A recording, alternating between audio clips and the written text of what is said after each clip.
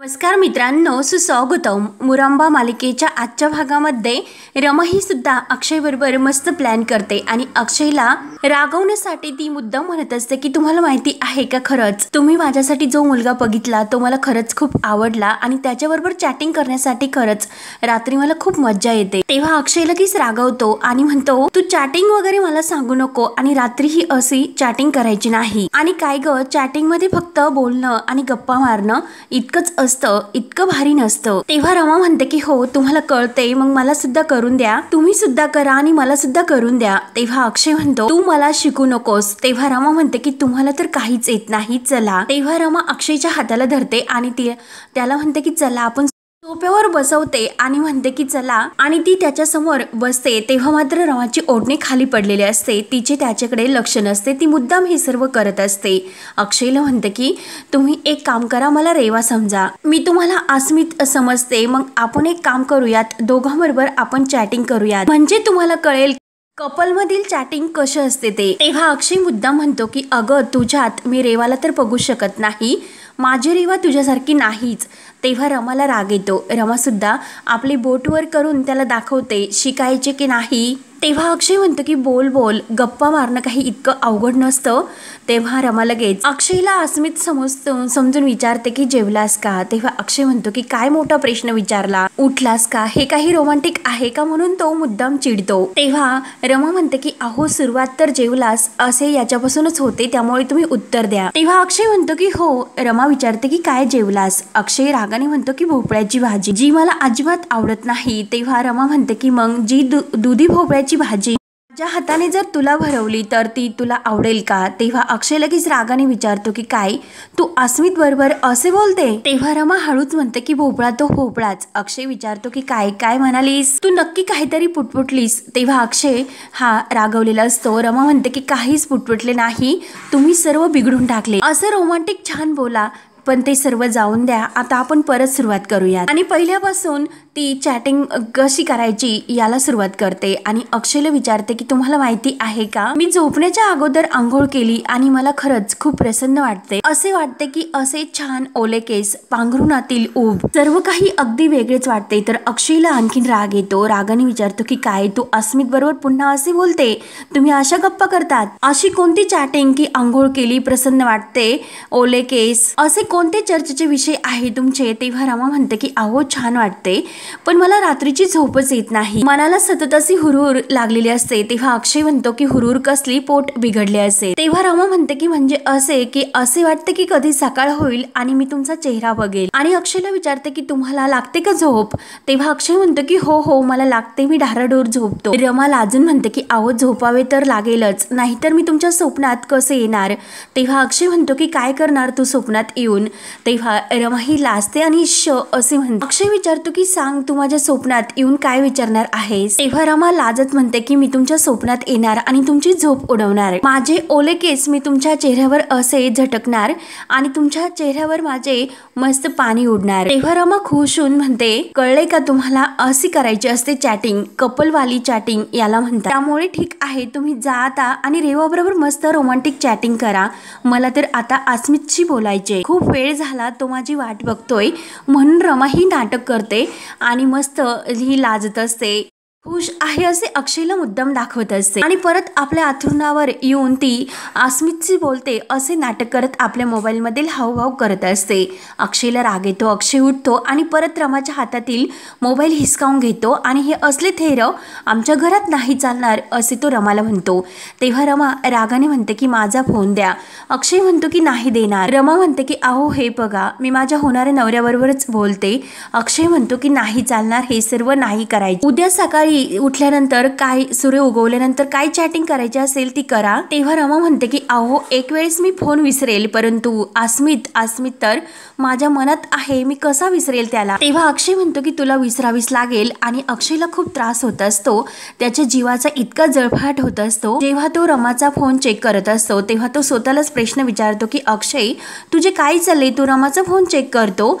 आणि परत म्हणतो की हो, मग त्याशिवाय मला कसे कळणार की अस्मित आणि रमाचे नेमकं चालले तरी काय. आणि अक्षय आपल्या मनाला विचारतो की का बरं. तेव्हा दुसरे मन म्हणते की अरे अक्षय तूच माती खाल्ली, तुझे नाटक तर तुझ्याच अंगाशी आले, घरातील तुला सांगत होते, समजावत होते की अरे बाद झाले अक्षय, तू रमाला सर्व सांगून टाक, परंतु तिला तर काही सांगायचे नव्हते. तुला तर रमाला स्वतःच्या पायावर उभे करायचे होते, आत्मविश्वास जागा करायचा होता. मग आता घे, आता का तू इतका रागवतो? तेव्हा अक्षय म्हणतो की हो, मला हे तर करायचे होते, कारण ती माझी बायको आहे, त्यामुळे मी तिचा फोन चेक करू सुद्धा शकतो आणि अनलॉक सुद्धा करू शकतो. तेव्हा अक्षयचे दुसरे मन अक्षयला विचारते की बायको म्हणून काय झाले, तू तिचा फोन चेक करशील? तिला तिचे स्वतःचे स्वातंत्र्य नाही का? तिला स्वतःला काय वाटते हे तिला ठरवण्याचा हक्क नाही का? अरे तूच तिच्या मागे लागला होता की मोह ऑन हो, संसार थाट. मग आता ती करते तर तुला कशाला प्रॉब्लेम होतो? तेव्हा अक्षय त्याला म्हणतो की गपरे तू, मी फोन चेक करणार आहे. तेव्हा अक्षयचे दुसरे मन म्हणते की तू हे सर्व चुकीचे करतो. तेव्हा अक्षयला आपल्या मनाचे म्हणणे पटते आणि तुझे बरोबर आहे असे बोलून तो लगेच रमाचा फोन चेक न करता रमाला आणून देण्यासाठी परत रमाजवळ येतो. रमा मात्र झोपेत सुद्धा हसण्याचे नाटक तिचे सुरूच असते. अक्षयला आणखीन चिड येते, काय झोपेत सुद्धा हसते? तेव्हा अक्षय तिच्या अंगावर हात टाकतो. तेव्हा रमा लगेच हात पकडते आणि अरे बोल ना, का असा गप्प तू? तुला माहिती आहे का माझे आवडते अक्षर काय आहे पहिले? आणि अक्षयचा हात घट्ट पकडून म्हणते की अरे अस्मित, तुझे आवडते पहिले अक्षर काय आहे रे, असे विचारते. अक्षयला खूप टेन्शन येते. अक्षय रागानेच तिच्या अंगावरील जो हात टाकलेला असतो तो काढून घेतो आणि विचार करतो की हिचे आवडते पहिले अक्षर मग अस्मितचा की अक्षयचा असेल, म्हणून त्याला खूप टेन्शन येते. रमा मात्र हसण्याचे नाटक मात्र तिचे चालूच असते. अगदी झोपेत ती हसत आहे असे अक्षयला दाखवते, त्यामुळे अक्षयला तर आणखीन भयंकर राग येतो. तेव्हा सकाळ होते तर अक्षय आपल्या रूम मध्ये झोपलेला असतो आणि रमा मात्र अक्षय खाली केव्हा येतो त्याची वाट बघत असते आणि आपल्या मोबाईल मध्ये मुद्दाम ती अस्मित बरोबर बोलत आहे असे ती सर्वांना दाखवण्याचा प्रयत्न करत असते. खूप लाजते, स्वतःचीच मुरडते. तेव्हा मात्र रेवा येते आणि रेवा ही आलेली आहे असे रमाच्या लक्षात येते, परंतु ती लक्षात न आल्यासारखे करते आणि मुद्दाम ती अस्मित बरोबर इतकी बोलण्यात मग्न आहे असे रेवाला सुद्धा ती दाखवते. रेवा तर खूपच खुश होते आणि लगेच रमाच्या मोबाईलमध्ये डोकावून बघण्याचा प्रयत्न करत असते. तिला तर खूप आनंद होतो की तिला असे वाटते की आता रमा अस्मित बरोबर बोलण्यात मग्न झाली, त्याच्या प्रेमात पडली, म्हणून तिला खूप आनंद होत असतो. रेवा धावतच अक्षयच्या रूममध्ये येते. अक्षय झोपलेला असतो आणि अक्षयला उठवते. अरे अक्षय उठ ना, अरे अक्षय उठ ना, अरे अक्षय उठ ना, मी रेवा आहे, उठ, आपल्याला बाहेर जायचे. तेव्हा अक्षय झोपेतच विचारतो की अगं कुठे जायचे? तेव्हा रेवा म्हणते की अरे ते मी तुला नंतर सांगेन, अगोदर तू उठ झोपेतून. तेव्हा अक्षय म्हणतो की अगं रात्रभर चॅटिंग करत होतो मी. तेव्हा रेवाला तर धक्काच बसतो. रेवा म्हणते की काय चॅटिंग? तिला तर असे वाटते की नक्की अक्षय रमा बरोबर बोलत होता की काय. ती विचारते की अरे अक्षय कुणाबरोबर तू चॅटिंग करत होता? तेव्हा अक्षयला जाग येते आणि लगेच उठतो आणि मी रात्रभर अगं रेवा तुझ्याशी चॅटिंग करत होतो असे म्हणतो. अगं स्वप्नात मी तुझ्याशी किती गप्पा मारत होतो हे तुला माहिती आहे का? रात्रभर मी तुझ्याबरोबर चॅटिंग करत होतो. रेवा तर खुश होते आणि अक्षयला विचारते की काय रे नक्की ना? तेव्हा अक्षय म्हणतो की काय तुला शंका आहे का? रेवा म्हणते की अरे असे मी तुला विचारले म्हणजे तू कधी माझ्याबरोबर चॅटिंग करत नाही म्हणून. तेव्हा अक्षय म्हणतो की असे काय त्यात? आणि रेवा म्हणते की अरे कधी ते असे रोमांटिक बोलणं सुद्धा कधी चॅटिंगवर होत नाही. आणि रोमांसवरून मला आठवले की अरे आता मी जेव्हा बाहेरून आले तेव्हा रमाचे मस्त गुलुगुलू चालू होते आणि आपल्या मोबाईलमध्ये जी चॅटिंग करत होती. तेव्हा अक्षय तर आणखीनच भांबरून जातो आणि तो विचारतो की अगं रेवा काय झाले, काय करत होती ती आणि काय चालले त्यांचे? तर रेवा म्हणते की अरे चॅटिंग. अक्षय म्हणतो की काय अजून चॅटिंग करत होती? रेवा म्हणते की हो, अरे तिचे जे काही हावभाव आहे ना ते तू बघायचे होते की काय लाजत होती, काय हसत होती, ती असे करत होती आणि तिच्या बघण्यावरून मला तर असे वाटते की माझ्याबरोबर का असे घडत नसेल. तेव्हा अक्षय म्हणतो की याला काय अर्थ आहे, रात्रभर ती पूर्ण चॅटिंग करत होती. रेवा म्हणते की अरे मग असून दे, करून दे तिला, काय प्रॉब्लेम. तेव्हा अक्षय म्हणतो की अगं ती आपल्या घरी काम करते आणि रात्रभर जर असे जागरण केले तर सकाळी उठल्यानंतर ती काय काम करणार? कामाकडे लक्ष तरी असेल का तिचे? मी तिला विचारले की मग तू रात्रभर अशी चॅटिंग करत राहणार, घरातील काम कोण करणार? रेवा करणार का घरातील काम हे सर्व? तेव्हा रमा म्हणते की नको बाई, मी झोपते त्यापेक्षा, आणि ती झोपली असे मला वाटले, पण ती झोपलेली दिसत नाही, थांब मी तिला ओरडतो. त्या अगोदर मी आंघोळ करतो, फ्रेश होतो आणि नंतर तिला ओरडण्यासाठी जातो. आणि हे असलं आपल्या घरात नाही चालणार, म्हणून अक्षय लगेच आपले कपडे घेतो आणि बाथरूम मध्ये तो आंघोळ करण्यासाठी निघून जातो. तो रेवाकडे काही लक्ष देतच नाही. नाही आणि रेवा नाराज होऊन म्हणते की काय रे, किती अनरोमॅन्टिकपणा, टॉवेल तरी तू मागायचा होतास ना. अक्षय अंघोळ झाल्यानंतर रेवा आणि अक्षय बाहेर येतात तर रमाची चॅटिंग सुरूच असते आणि ती नाटक तिचे चालूच असते. अक्षय बाहेर येतो ते बघून त्याला आणखीन प्रचंड राग येतो आणि रमाला म्हणतो की काय हो कामवल्या मावशी, तुमच्या अजूनपर्यंत चॅटिंग सुरू आहे का. काम बाजूला ठेवतात आणि चॅटिंग करतात. रमा मुद्दाम अक्षयकडे लक्ष देत नाही. तेव्हा अक्षय टेबलवरील काहीतरी घेतो आणि रमाच्या अंगावर फेकून म्हणतो की काय चॅटिंग चालले का तुमचे, घरातील काम बाजूला ठेवून हे काम चालले का तुमचे, तुम्ही कामाच्या ठिकाणी असतात हे लक्ष ठेवायचे असते. तेव्हा रमा विचारते की काय हो तुम्ही इतकी कशाला चिडतात. तेव्हा अक्षय मुद्दाम रागवून म्हणतो की हे जे काही चालले ना तुझे ते कामाच्या ठिकाणी करायचे नाही, तुझे काम झाल्यानंतर जेव्हा तू घरी जाते तेव्हा ही सर्व नाटक करायचे, कामाच्या वेळेत मला असा टाइमपास नाही चालत. तेव्हा रमा म्हणते की मी एक काम करते तेव्हा आपण नाही बोलू शकत, आपण एक काम करूयात रात्री बोलूयात असे अस्मितला सांगते. तेव्हा ती लगेच अस्मितला व्हॉइस मेसेजवर बोलते की अस्मित आता मला काम आहे आणि जेव्हा मी निवांत होईन काम आटोपल्यानंतर तेव्हा नक्की मी रात्री तुझ्याशी बोलेल. अक्षयला तसं ते ऐकून खूपच राग येत असतो. आपण रात्रभर गप्पा करूयात असे जेव्हा रमा म्हणते तर अक्षयला आणखीन राग येतो. रेवा तर त्या दोघांकडे बघतच असते. अक्षय रमाला म्हणतो की आमच्या घरात हे असे चालणार नाही, रात्रभर गप्पा आणि दिवसभर सुद्धा गप्पा, काम बाजूला राहतात हे मात्र नाटक नाही चालणार. रेवा लगेच विचारते की का रे अक्षय काय प्रॉब्लेम. तेव्हा अक्षय म्हणतो की अगं रेवा ही आपल्या घरात राहते, आपल्या घरात काम करते आणि जर उद्या काही झाले तर किती फ्रॉड्स होतात आणि किती स्कॅम होतात.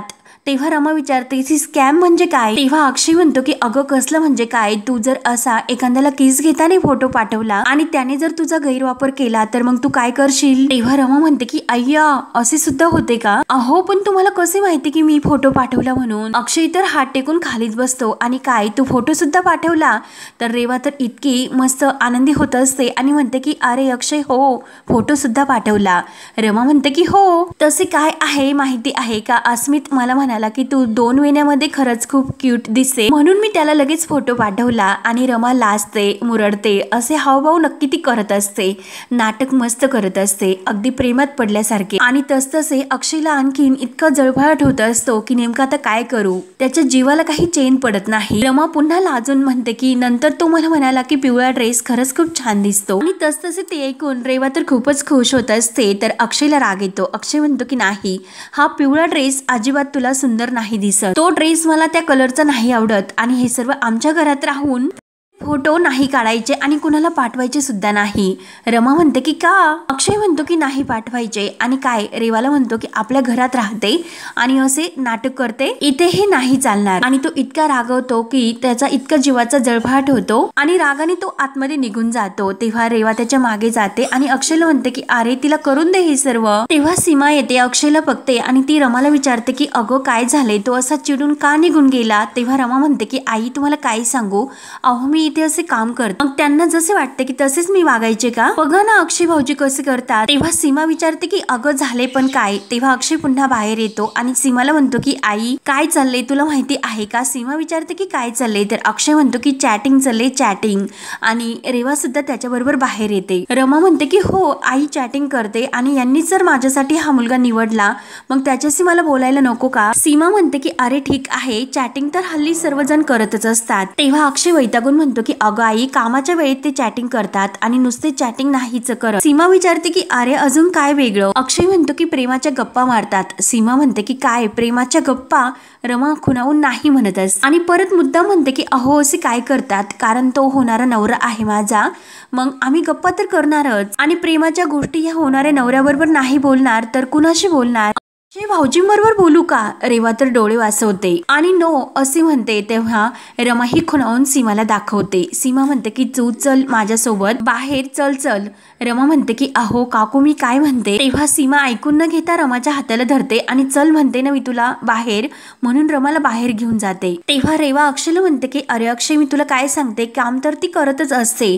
अक्षय रेवाला शांत राहण्यासाठी खुणावतो. रेवाची तर बोलती बंद होते. तर सीमा ही रमाला घेऊन बाहेर येते आणि रागाने विचारते की काय रमा तुला हे सर्व करायचे का, खरेच तुला एंगेजमेंट करायची का. रमा तुला कळते का, तू जर असे केले तर सर्व काही संपेन आणि तो अस्मित तुला खरंच आवडतो. काय तो अस्मित तुला आवडतो? तेव्हा रमा सुद्धा छान उत्तर देते की तुम्हाला कशी रेवा सून म्हणून आवडते, यांना सुद्धा रेवा आवडते. मग काय संपेन? सगळे तर संपले. आई, या घरात माझे काय असे स्थान आहे, काय अस्तित्व आहे या घरात? माझी खोली सुद्धा माझी राहिली नाही, माझा नवरा सुद्धा माझा राहिला नाही. खोलीत बघितले का तुम्ही? यांचे आणि रेवाचे फोटो लागलेत. मग ते बघण्यासाठी या घरात थांबू का मी हे सगळं सोडून पुढे जावे, माझ्या आयुष्याचा मी व्यवस्थित निर्णय घ्यावा हेच तुम्हाला वाटत होते. मग तुम्हाला जसे वाटत होते तसेच मी करते. मग आता कशाला प्रॉब्लेम? आत बघितले का तुम्ही काय चालले ते? आपण नाटक करतो हे तर कुणाच्या लक्षात सुद्धा नाही. साखरपुड्याची तारीख सुद्धा ठरवली, माझ्यासाठी मुलगा सुद्धा बघतात. मग मी करते त्याच्याबरोबर हे लग्न. मी लग्नासाठी तयार सुद्धा आहे. आणि हे लग्न करतात तर त्यांना कोणीही सांगत नाही, तुम्ही चुकतात म्हणून. परंतु जेव्हा मी लग्नाचा निर्णय घेतला तेव्हा मला सर्वजण समजावून सांगतात, पण आई माझे ठरलेले आहे, आता मी या लग्नाला तयार आहे. ते ऐकून तर सीमाला खूप मोठा धक्का बसतो. सीमा म्हणते की रमा, अगं काय बोलतेस? त्यानंतर इकडे अक्षयच्या जीवाला मात्र काही चैन नसते आणि त्या दोघी केव्हा आत येतात याची तो वाट बघत असतो. आणि तेवढ्यात रेवा त्याच्यासाठी कॉफी घेऊन येते. तेव्हा अक्षय कॉफी घेतो आणि ती गरम आहे की नाही हे सुद्धा चेक करत नाही, कारण मन कुठे त्याच्या स्थारावर असते. आणि लगेच तो कॉफी पितो आणि त्याच्या तोंडाला खूप चटका बसतो. तो म्हणतो की काय रेवा, किती कॉफी गरम आहे? रेवा म्हणते की अरे अक्षय, कॉफी तर गरमच असते. अक्षय म्हणतो की काय इतकी गरम? जरा गार करून द्यायची होती. तर अक्षयची खूप चिडचिड होत असते. तर रेवा म्हणते की अरे अक्षय, मी तुला काय म्हणते की तू चिडचिड करू नकोस. रमा घरात मोलकरीण आहे, मग तू कशाला इतकी चिडचिड तिच्यासाठी करतो? आणि तुला माहिती आहे ना की या मुलींचे दात हे खाण्याचे वेगळे असतात आणि दाखवायचे दात मात्र वेगळे असतात. माझी मैत्रीण आहे, मी तिला पूर्ण ओळखते, म्हणूनच मी तिच्यावर कधी विश्वास ठेवत नाही. आणि जाऊन दे, करून दे तिला, ती तर घरातील एक मोलकरीण आहे, प्रेम करते आणि लग्न सुद्धा करते, मग करून दे. तेव्हा अक्षय म्हणतो की नाही, ती आपल्या घरात मोलकरीण आहे, काम करते, आपल्या घरात हे सर्व नाही चालणार. तू एक काम कर, तोपर्यंत कॉफी गार कर, तोपर्यंत मी आलो. अक्षय लगेच त्यांच्याकडे बाहेर येतो. तर सीमा रमाला विचारत असते की म्हणजे मागचे जे काही तुझे असे पान आहे ते तोडायचे ठरवले का तू? रमा हो म्हणते. तेव्हा सीमा म्हणते की पण एक गोष्ट तू लक्षात ठेव की आम्ही जे काही सर्व हे करतो ना, तर लगेच बोलण्याची शांत होते. रमाच्या तर सर्व लक्षात आलेलेच असते आणि धक्क्याने ती सीमाकडे बघत असते. विचारते की आई तुम्ही काय म्हणालात? तेव्हा सीमा ही थोडीशी शांत होते. नेमकं काय उत्तर द्यावे हे तिला नाही समजत. रमा विचारते की आई याचा अर्थ काय आहे? रमा म्हणते की आई याचा अर्थ तुम्हाला काही आठवत नाही. तेवढ्यात अक्षय येतो. अक्षय म्हणतो की आई तू आता तिला काही समजावायला जाऊ नकोस, ती तिच्या आयुष्यामध्ये आनंदी आहे, हवा तसा तिच्या मनासारखा मुलगा तिला मिळाला. अस्मित आणि तिचे फार छान सुरू सुद्धा आहे, एकमेकांच्या प्रेमात ते अखंड बुडाले. त्यामुळे तू आता त्यांना काही सांगायला सुद्धा जाऊ नको आणि ती तुझे ऐकणार सुद्धा नाही. तेव्हा रमा विचारते की तुम्ही असे का म्हणतात? तुमची इच्छा होती की मी लग्न करावे म्हणून, मी माझ्या आयुष्याचा विचार करावा आणि आयुष्यात मी पुढे जावे अशी तुमचीच इच्छा होती आणि मी लग्नाला हो म्हणावे असे तुम्हालाच वाटत होते. मग मी आता लग्नाला तयार झाले, हो म्हणते, आणि तुम्हीच तर मला आता अपराधी ठरवतात. खरंच अक्षय भाऊजी, तुमचं म्हणणं काय खरंच मला नाही कळत. तुम्हीच माझ्यासाठी मुलगा शोधला होता आणि तो मुलगा सुद्धा चांगला आहे. मग अक्षय भाऊजी तुमच्या डोक्यात नक्की आता काय चाललंय? तेव्हा अक्षय लगेच चिडतो आणि तू दुसरे लग्न करावे म्हणून परत तो बोलायचं बंद होत आणि परत म्हणतो की तुला जर भाऊजी म्हणायचे असेल तर म्हण तू, पण एक गोष्ट लक्षात ठेव, मी आता यापुढे घरातील काम करणाऱ्या बाईवर एनर्जी आणि वेळ नाही वाया घालू शकत. यातच तुला आनंद आहे, यातच तू खुश आहे ना? मग हो राहा तू खुश. तेव्हा सीमा म्हणते की अक्षय काय बोलतोस? रमाला सुद्धा वाईट वाटते आणि अक्षय लगेच आतमध्ये निघून जातो. सीमाला सुद्धा कळत नाही की नेमकं आता या दोघांना कसे समजावे. त्यावेळेस मात्र आनंदी ह्या सर्वांचे बोलणे ऐकलेले असते आणि अक्षय घरात आला हे बघितल्यानंतर तो बाहेर बघतो आणि विचार करतो की येथे तर सर्व गेम असा फिरतोय असे वाटते. नक्की नेमकं काय चालले ते तर कळायला मार्गच नाही. दाल में कुछ काला जरूर आहे म्हणून तो विचार करतो. आणि जेव्हा रमा ही आर्थाकडे रूम मध्ये येते, आर्थाला घेते, आर्थाबरोबर छान गप्पा करत असते, तेव्हा आर्था तिच्या शब्दात म्हणून जाते की आओ. रमाला तर खूपच आनंद होतो. रमा म्हणते की आर्था अगं तू आता मला आओ म्हणालीस म्हणून ती प्रेमाने आर्थाला जवळ घेते आणि तिचा एक छान पापा सुद्धा घेते. रमाच्या डोळ्यात आनंद अश्रू येतात आणि त्याच वेळेस तिथे आनंद येतो. आनंद हा रमाला म्हणतो की रमा. तेव्हा रमा खुश होऊन आनंदला सांगते की अहो आनंद दादा, आर्था मला आता आऊ म्हणाली आणि ते पण पहिल्यांदा. रमा खूपच खुश झालेली असते. तेव्हा आनंद म्हणतो की खूपच छान, पण रमा मला एक गोष्ट सांग की नक्की तुझे काय चाललंय हे? तेव्हा रमा म्हणते की अहो कुठे काय, मी तुम्हाला हेच सांगते की अहो मी हिला खेळायला हातात घेतले तर ती मला आऊ म्हणाली, तुम्हाला माहिती आहे का? तेव्हा आनंद म्हणतो की रमा एकच मिनिट, रमा मी मूर्ख नाही ओके, त्यामुळे प्लीज मला खरं खरं सांग की नक्की तुमच्या मनात काय चालले. तेव्हा रमा म्हणते की काहीच नाही, आणि तुम्ही कशाबद्दल बोलतात असे का विचारतात. तेव्हा आनंद म्हणतो की हे बघ रमा, तू उगाच विषय टाळू नकोस, तू इतक्या सहजासहजी लग्नासाठी कशी तयार झाली, त्यामुळे आता रमा तुझ्या मनात जे काही चालले प्लीज मला सर्व खरे खरे सांग. तुला अर्थाची शपथ आहे. तर रमाला अर्थाची शपथ घातल्यानंतर खूप मोठा धक्का बसतो. ती आनंदकडे बघत असते. तर हा भाग येथे संपतो. पुढील भागामध्ये रमा ही मस्त तयार होऊन अगदी मॉडर्न कपड्यामध्ये मस्त मोकळे केस आणि खूप छान दिसत असते, तयार झालेली असते आणि अक्षयचा टिफिन घेऊन ती आपल्या कंपनीच्या ऑफिसमध्ये सुद्धा येते. तेव्हा अक्षय तेव्हा तिच्याकडे बघत असतो आणि सर्व स्टाफ सुद्धा रमाकडे बघत असतो. रेवाचा मात्र रमाकडे बघून खूपच जळफळाट होतो आणि ती रमाला विचारते की काय रमा, तू इतकी आवरून तयार होऊन कुठे चाललीस. रमा म्हणते की डेटवर चालले. अक्षय खूप खुश झालेला असतो आणि जेव्हा रमा म्हणते की अस्मित बरोबर चालले तर ते ऐकून अक्षयचा खूपच जळफळाट होतो. त्याच्या जीवाला इतका त्रास होत असतो आणि आपल्या कॅबिनमध्ये आल्यानंतर तो विचार करतो की ऑफिसमधील जे CCTV फुटेज आहे ते रिकवर तर व्हायलाच हवे. तो आपल्या ऑफिसमधील एका स्टाफला मेंबर्सला म्हणत असतो की 1 महिना झाला मी तुझ्या मागे लागलो की तुझी फाईल रिकवर कर, आणि एकतरी फाईल रिकवर झाली का. तेव्हा जेव्हा तो CCTV फुटेज त्या अक्षयला ओपन करून दाखवतो तेव्हा अक्षयच्या लक्षात येते की म्हणजे शशिकांत मुकादम सुद्धा हे रेवाला मदत करतात आणि तिच्या प्लॅन मध्ये ते सुद्धा सामील आहे. आणि शशिकांत मुकादम यांनी रेवाची मदत करून आपल्या मुलाचा सुद्धा जीव घेण्याचा प्रयत्न केला. ते अक्षय समजून अक्षयला खूप मोठा धक्का बसलेला असतो. तेव्हा आता अक्षयला वाईट सुद्धा खूप वाटते. तर आता पुढे काय काय होत राहणार हे बघण्यासाठी आपल्या चॅनलला नक्की सबस्क्राईब करत राहा. धन्यवाद.